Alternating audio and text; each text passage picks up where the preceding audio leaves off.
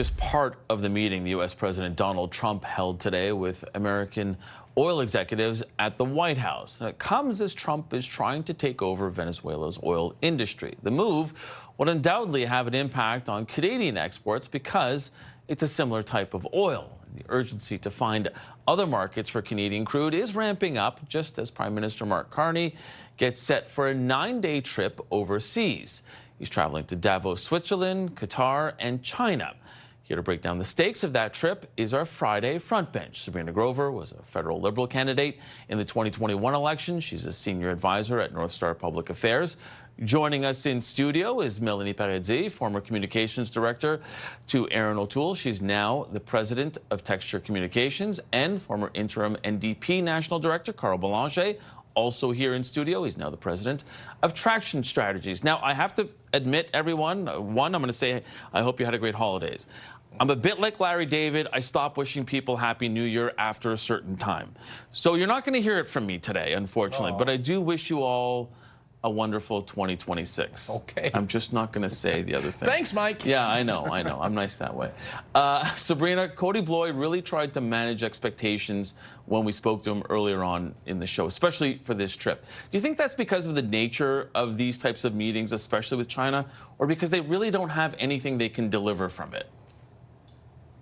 I think there's two things that play into it. I think number one is managing kind of that relationship that we've already seen with China over the last many years that deals with things like foreign interference and some of the things that we don't like, the more unsavory elements of China's engagement in Canada. And so I think it's always important for whoever is communicating from government to be a little bit cautious and to be able to have that level of understanding that maybe Canadians, while they are desperate for new trade routes, while they are desperate for new trading partners and want to push away from the United States, still might have some apprehensions about China. So I do think that that is important for government, and it's important for them to continuously recognize that.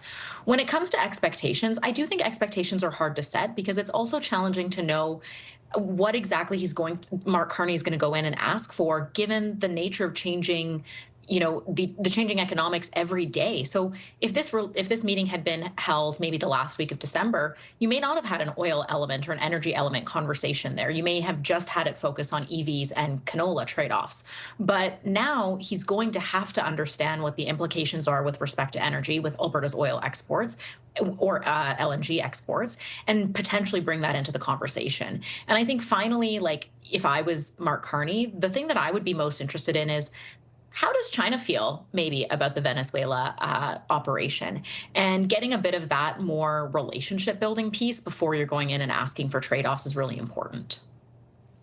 Mel, does that energy component really change the calculation, or do you think that it is basically trying to manage the expectations and almost lower the expectations? Well, there is no energy component until we're able to build a pipeline and sell our oil to other markets, including potentially to China. You know, this trip to China, Sabrina's right to question whether or not the Canadian government should be asking China about their feelings about Venezuela. But I think it's pretty clear how they feel about what happened with Venezuela.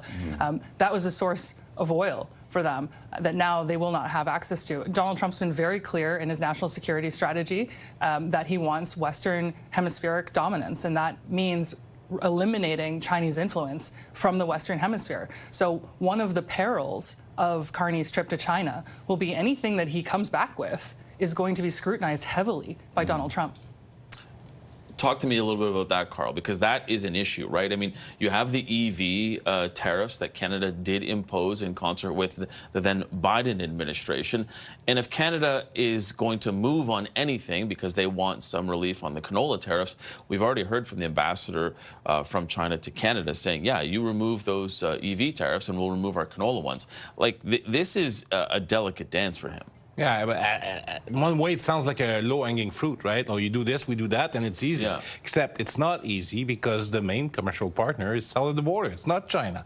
So in as much as Prime Minister wants to diversify the trade and the commerce that we do with other countries, the reality is that there's not going to be any easy win with China.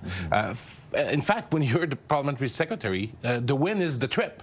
That's the win. Yeah. That's basically what he said on your show earlier. And so I don't have much expectations. I don't think Canadians have much expectations. It could be a long process, but it's good to open that door because, because of the trade war launched by Trump, you have to talk to other partners, even if you don't like China particularly because of the way they treat people generally in the human rights record and the environmental records. You have to talk to them. Why?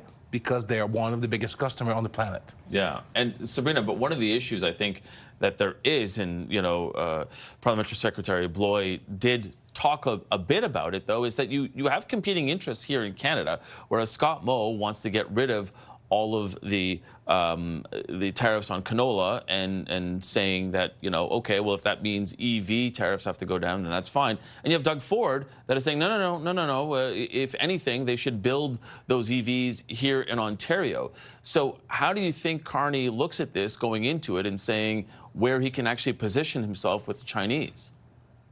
Yeah, I don't know how much that regional balance or like the different provincial plays are coming into his mind really so much as he negotiates there, because I think he has to take a much more Canada-wide look at things. And I agree with Mel heavily. Like this, whatever comes out of this, whether it's a note, to communique, the news articles, everything is going to be scrutinized in Washington. And so I think for Mark Carney, it is obviously important for regional relationships and relationships with the premiers to understand how it plays here, but it is really important that he understands how it plays in the United States, right? He could have this meeting with China, and the next day we could see different tariffs from the United States. And so I think being able to balance that relationship is really important.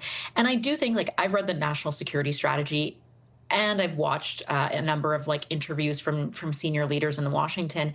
It's still kind of confusing how Washington's going to let China dominate in the Asian hemisphere. So, we've seen war games happen now with the South China Sea. We've seen China make pretty big overtures again towards Taiwan. How does that play out? And I think that impacts Canada's foreign policy and trade policy as well. So, Mel, is a win just the meeting and coming out of it almost unscathed, like status quo? Yes, and not getting a nickname like Little Potato, which is what Justin Trudeau got. That was his nickname for the people of China, apparently, from his first trip there. So hopefully he gets a better nickname than that, because I think it was a bit condescending. Yeah. Carl, what do you think? Well, frankly, the win will be in the long run, right? And it's part of the entire trade balance that Canada has. You have to look at what you can do right now to try to open the markets later, because nothing will happen soon. I don't see anything happening in the next few months. But if the trend continues and the negotiation on CUSMA goes south and quickly, you need to have opened some doors, and that's what he's doing right now, just to make sure that there are some possibilities if things don't go Canada's way during their negotiations with the U.S.